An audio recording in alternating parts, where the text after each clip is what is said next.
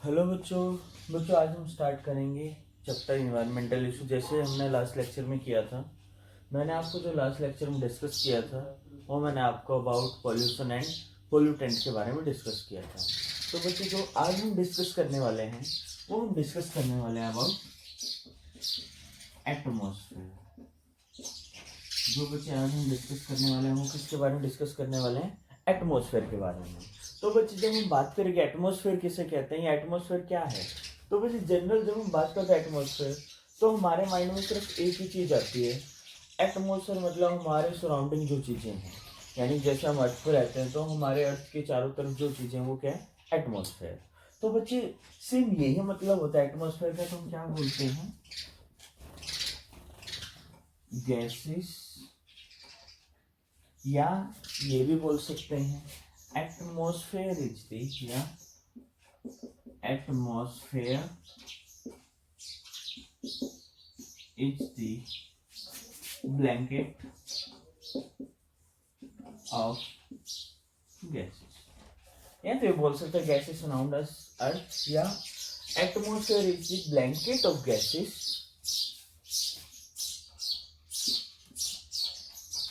surrounding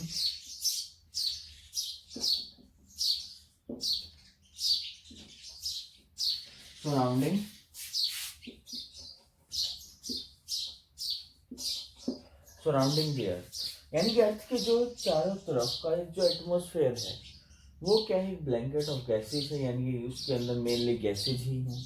जो gas है उसे हम क्या बोलते हैं? एटमॉस्फेयर।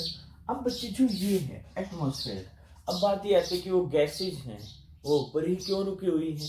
तो इसका मतलब क्या है? Atmosphere is holded due to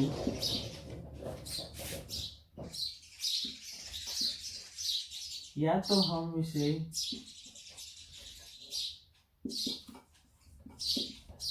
gravitational force of attraction बोल सकते हैं, अट्रैक्शन टुवर्ड अर्थ, या बच्चे हम इसको ये भी बोल सकते हैं जिसमें बोलूं force of gravity. Force of gravity. तो बच्चे इस वजह से जो एटमॉस्फेयर है वो होल्ड में रहता है। अगर हम बात करें कि जो एटमॉस्फेयर है ये क्या क्या चीजें कंसिस्ट करता है, बात ये भी होनी है। ये तो हम पता चल गया गैस वगैरह है, क्या इसके अंदर अकेले गैस होते हैं? कुछ और भी होता है। अगर हम बात करें इसकी, यानी कि अगर हम बात करें इसकी कंपोजिशन, अगर बच्चे हम बात करें इसकी कंपोजिशन, यानी कंपोजिशन क्या होगी? कंपोजिशन मतलब ये कौन कौन से मेटल कंसिस्ट करता है। तो बच्चे जरूरी नहीं है कि अकेला गैस करे। जैसे हम बोल सकते हैं एयर, या एयर को मैं कुछ गैस लिखूं, गैस है और इसके अंदर बेटा लिक्विड होता है। लिक्विड नॉर्मल हम बोलते हैं लिक्विड तो है ही नहीं, वो लिक्विड क्या है? In form of moisture, moisture है। और बच्चे इसके अंदर सॉलिड भी होता है। अब बात यह आ जाती है गैस में सॉलिड कहां से आया? तो बच्चे जो सॉलिड है वो किस फॉर्म में होता है? एरोसोल। वो किस फॉर्म में होता है? एरोसोल। जो बच्चे ये है जो एरोसोल, इसका मतलब क्या होता है? सॉलिड इन, यानी कि गैस का अमाउंट बहुत ज्यादा है और सॉलिड का अमाउंट क्या है? बहुत कम। जैसे कि इसको हम डिस्कस करते हैं स्मोक। क्या डिस्कस करते हैं? स्मोक। ये हम लेटर ऑन डिस्कस कर लेंगे। तो एक बार इसे स्मोक को मॉडल कर रहा हूँ, आपको सिंपल ये देखना है गैस इन, यानी सॉलिड इन गैस। तो जब हम बात करते हैं कंपोजिशन, उसके अंदर गैस भी होती है, मॉइस्चर भी होता है और सॉलिड भी होता है। यानी हम जो एटमॉस्फेयर वो तीनों चीज कंसिस्ट करता है।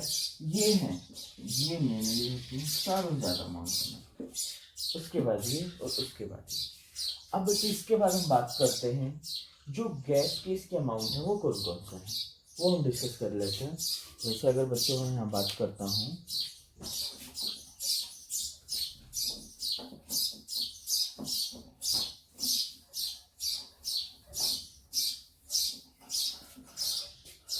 बच्चों यहाँ मैं गैस की बात करता हूँ। गैस कौन कौन सी होती है? तो बच्चे यहाँ जब हम बात कर रहे हैं गैस के बारे में, तो अगर मैं बात करूं मेन कंपोजिशन,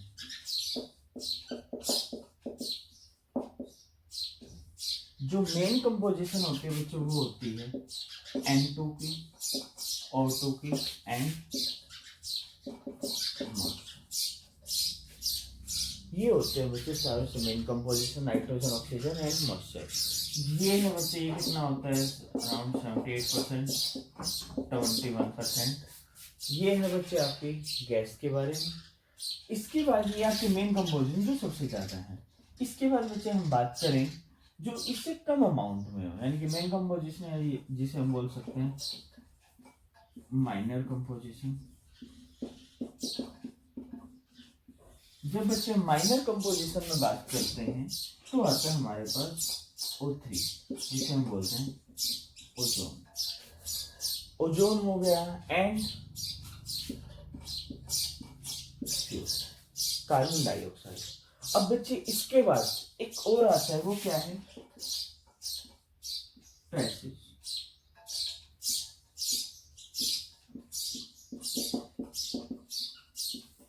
ट्रेसिस का मतलब बच्चे जो बहुत कम अमाउंट में हो।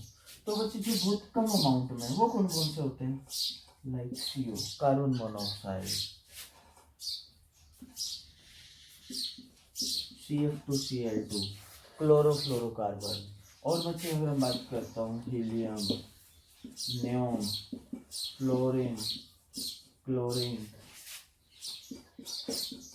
मीथेन, जो ये गैसेज है बच्चे ये ट्रेसिस में होते हैं। इनका अमाउंट बहुत ज्यादा कम होता है। ये है इनका ज्यादा होता है। लिखना चाहे तो हम और कुछ ये भी लिख सकते हैं ऐसा होगा। तो बच्चे ये आपके मेन कंपोनेंट, ये आ जाता है आपके माइनर कंपोनेंट। और जो ये है ये किस में आ जाता है? आपके ट्रेसिस में। ये किस में आता है? ट्रेसिस में। ये थे बच्चे आपके पास मेनली गैस के कंपोनेंट जो एक एटमॉस्फेयर के अंदर कंसिस्ट होते हैं। अब बच्चे इसको हम रब करने के बाद आगे बात करते हैं कि जो एटमॉस्फेयर है क्या हमने उसको कुछ कैटेगरी में डिवाइड किया गया है? तो जब हम बात करें कि रेंज ऑफ एटमॉस्फेयर, यानी कि जो एटमॉस्फेयर है हमने उसको कितनी रेंज में डिवाइड किया गया है। तो बच्चे जो एटमॉस्फेयर है, जैसे कि एटमॉस्फेयर तभी हमने पढ़ा था जो अर्थ से ऊपर जो गैसेस हैं जितनी भी वो सारी क्या हमारी एटमॉस्फेयर हैं। तो बच्चे जब हम इसमें रेंज की बात करते हैं तो हम रेंज की बात करते हैं डिस्टेंस पे। किसे बात करते हैं? डिस्टेंस पे। तो बच्चे इसको मेनली हम 4 से 5 कैटेगरीज में डिवाइड करते हैं। अगर बच्चे इसकी जो फर्स्ट कैटेगरी है वो क्या होती है बच्चे? 0 से 11 किलोमीटर। ये जो किलोमीटर वो क्या है? अर्थ से हम ऊपर की तरफ जा रहे हैं, ठीक है। फर्स्ट कैटेगरी होगी 0 to 11 किलोमीटर। बच्चे सेकंड कैटेगरी आती है इसमें 11 to 50 किलोमीटर। थर्ड आती है बच्चे 50 to 85 किलोमीटर। और फोर्थ आती है बच्चे 85 to 500 किलोमीटर। जो फिफ्थ आती है वो क्या होती है? अबो 500, वो इससे ऊपर वाली होती है। अब बच्चे हम जो ये है आपके डिस्टेंस है जो अर्थ से हम ऊपर की तरफ जाते रहते हैं, तो हम सारों से पहले बात करें ये जो ये रेंज होती है इसको हम बुलाते हैं ट्रोपोस्फेयर। इसे हम बुलाते हैं ट्रोपोस्फेयर। इसका नाम होता है बच्चे स्ट्रेटोस्फेयर। अब बच्चे जो ये आगे वाली है बच्चे कई बार H होता भी और कई बार नहीं, लिखना चाहो तो लिख सकते हैं, ऐसे कोई दिक्कत नहीं है, ठीक है। स्ट्रेटोस्फेयर भी बोलते हैं, स्ट्रेटोस्फेयर भी बोलते हैं, एक ही बात है। जैसे अगर मैं इसको हटाना चाहूँ तो इसको हटा तो सकता हूँ, ठीक है। इसके बाद बच्चे आगे बात करता हूँ, अगली आती है बच्चे इसके अंदर मीजोस्फेयर। और जो ये वाली है इसे हम बोलते हैं थर्मोस्फेयर, और जो बच्चे आखिरी वाले है इसे हम क्या कहते हैं, इसे हम बोलते हैं आयनोस्फेयर। इसे हम क्या बोलते हैं, आयनोस्फेयर। इसे हम बोलते हैं आयनोस्फेयर। तो बच्चे जो ये चीज है, ये वाले रेंज ट्रोपोस्फेयर, इसके अंदर बच्चे यहाँ अगर मैं बात करता हूँ टेम्परेचर कि टेम्परेचर क्या होगा, जैसे कि अगर हम अर्थ से ऊपर की तरफ जाते हैं तो टेम्परेचर क्या होगा, इंक्रीज होगा, डिक्रीज होगा, क्या होगा। तो बच्चे जनरल में बात करें, जो ये रेंज है इसमें टेम्परेचर क्या होता है, डिक्रीज होता है, इसमें इंक्रीज होता है, इसमें डिक्रीज होता है, इसमें इंक्रीज होता है। यानी कि जो बच्चे ये चीजें हैं, यानी कि आपको क्या करना है, जब हम ऊपर जाएंगे टेम्परेचर क्या होगा, डिक्रीज होगा, फिर इंक्रीज होगा, फिर डिक्रीज होगा, फिर इंक्रीज होगा, एक ये सीक्वेंस चलती है। तो बच्चे इसके बाद अगर हम और आगे बात करें, यानी कि ये तो हो गया टेम्परेचर। अगर मैं बात करूं यहाँ कंपोजिशन ऑफ गैसेज,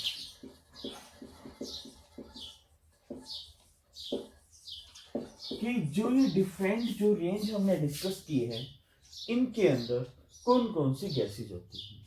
तो बच्चे अगर हम इसके बात करेंगे इसके अंदर कौन कौन सी गैसेज हैं, तो सबसे पहले हम बच्चे डिस्कस कर लेते हैं ये वाली ट्रोपोस्फेयर, जो कितनी है 11 किलोमीटर तक की।